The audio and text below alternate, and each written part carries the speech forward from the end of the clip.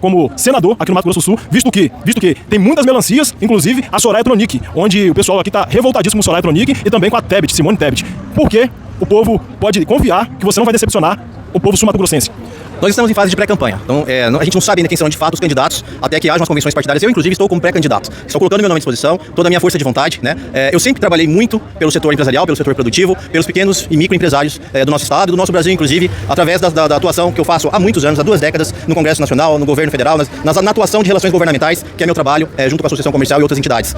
Eu tenho um histórico, né? O pessoal ainda pode conhecer nas minhas redes sociais, de uma atuação técnica e muito forte, muito contundente. Na época da pandemia, Campo Grande foi a cidade que menos fechou. Nós tivemos uma atuação muito importante. Lutamos muito para que isso pudesse acontecer em Campo Grande e também foi a capital que menos teve número de mortes por habitantes, mesmo sendo a capital que menos fechou no Brasil inteiro, salvando renda, emprego de milhares e milhares de microempreendedores, né? Que essa é a população que mais sofre hoje no país, ao meu ver. Bom, o que vocês podem ter certeza que eu, sendo candidato ao Senado, a gente conseguindo de fato levar à frente a nossa candidatura até após as convenções, seria uma das opções. Nós temos 2 votos, né? O pessoal da direita, o pessoal da centro-direita, que quer ter alguém para votar, a gente vai precisar votar em 2. Então, ainda que nós tenhamos, né, os nossos outros candidatos no PL, que sejam de direita e de centro-direita, possibilitando um dos votos, o outro voto pode ser no candidato que o Novo também vai escolher, que com certeza, sendo eu, sendo o outro, né, poderia ser um candidato que vai representar efetivamente essa direita e centro-direita. O Novo, ele tem uma exigência para os candidatos ao Senado, ele já tem que sair assinado esse compromisso, ele não pode se abster depois de fato representar os anseios da população, os anseios dos seus eleitores, e não aqueles anseios particulares, aqueles interesses, né, privados que às vezes acontecem, a gente já viu acontecer de outros candidatos, outros senadores, que foram lá e depois acabaram virando e vendo só os seus interesses próprios e não da população, não dos eleitores que o elegeu. Eu não sou candidato só por mim mesmo, eu represento um grupo, eu represento um arco de lideranças, também da própria colônia japonesa, e eu vou levar, inclusive, os valores, né, que eu trago comigo, da minha família, desde a infância, que são esses valores da retidão, da honra, da ética e do trabalho.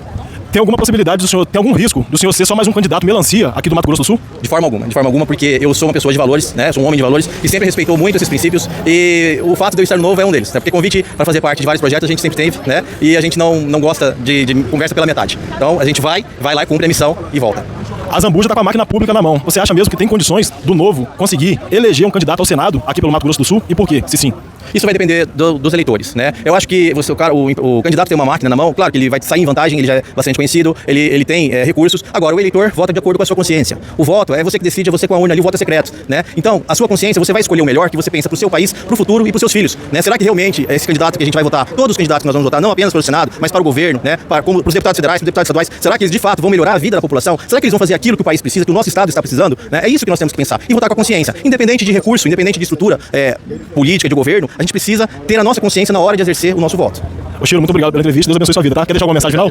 Olha, eu acho que vocês precisam, cada vez mais, todos nós precisamos ir atrás daquilo que nos move. Qual é a nossa missão, qual é a nossa causa, o que nosso país está precisando, porque é o que acontece comigo, né? Então, eu não sou candidato de mim mesmo, você ser político hoje também não é uma coisa muito simples, né? Você precisa estar muito disposto para enfrentar muita coisa, né? Então, que todos nós possamos pensar dessa forma, na hora de exercer o voto, na hora de fazer política, na hora de também se manifestar em relação a alguma coisa, se realmente aquilo está de acordo com o que você aprendeu na sua infância, o que seus pais te ensinaram, e se aquilo também vai fazer bem para os seus filhos.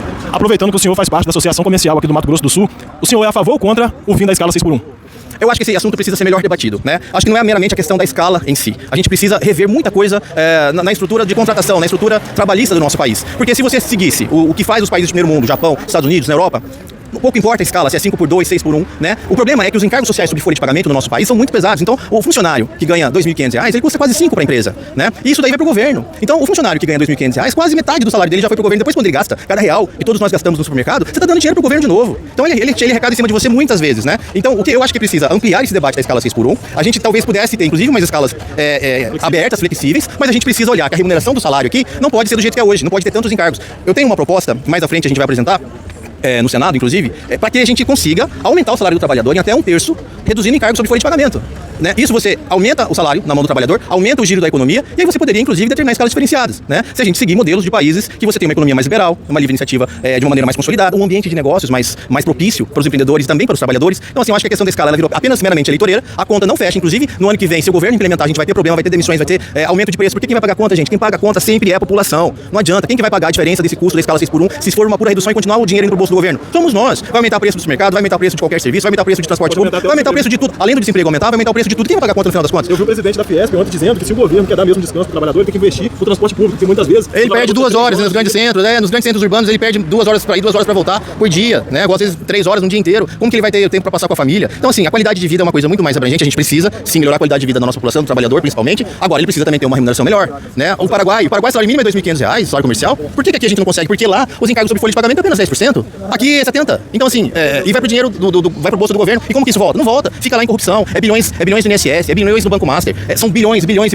E a população não ganha aquilo que poderia, tem que trabalhar para sustentar esse tipo de desvio, né? E é isso que a gente quer resolver. Proposta tem, né? Eu sou advogado tributarista, na reforma tributária a gente já tentou encaminhar uma PEC, que era a PEC do emprego, junto com o professor Marcos Sintra, que é um amigo, e eu acho que a gente pode evoluir com aquela proposta para desonerar a folha de pagamento, aumentar o salário no bolso do trabalhador e também ter uma flexibilidade maior sobre a escala de trabalho. O governo Lula, visto isso então que o senhor disse, é inimigo do povo?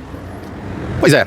É difícil você acreditar que um governo que quer, né, de fato, ajudar a população, aumenta imposto sobre a população. Sabe, mas como que ele quer ajudar a população? Só dando bolsa, né? Aí dando vale gás? É sempre deixando um cabresto. Ou seja, você vai depender do governo o resto da vida. Não pode. Eu acho que a população que está em estado de necessidade precisa ser ajudada. Agora, ajudar não é só dar o dinheiro para aquela necessidade. Você tem que ajudar emergencialmente, mas depois você precisa dar formação, capacitação, possibilidade dele se tornar empreendedor. Hoje, se a gente não tivesse o Uber, sabe, esses aplicativos, a gente teria um problema muito maior, porque a gente teve uma situação de desemprego que se não fosse essas possibilidades de entrega, de fazer ser motorista de aplicativo, cara, isso ia viver do quê? Então, esses trabalhadores são pequenos empresários. Sabe o que o governo está fazendo? Está colocando ele como se fosse assalariado. O que vai acontecer? Tem empresa que vai sair do Brasil de aplicativo e outra. Quem vai pagar a conta se tiver encargo social sobre o salário, se aumentar o custo? Você acha que a Uber vai tirar da onde? Vai tirar do bolso do consumidor final. Aí você vai ter, claro, você vai ter aumento de taxa de entrega, você vai ter que repassar. Não existe mágica, não existe almoço grátis. Quando o governo te dá alguma coisa, ele vai te cobrar em dobro. E é isso que eles estão fazendo. Então fala assim, ele está ajudando a população. Olha, essas medidas populistas, a população tem que ficar muito atenta. Ninguém dá nada de graça, ninguém dá almoço grátis. Se você está recebendo com uma mão, ele está tirando em dobro com a outra e colocando no bolso, nos desvios que acontecem no sistema. E é isso que a gente precisa acabar, porque aí sim vai sobrar muito dinheiro para ajudar quem precisa.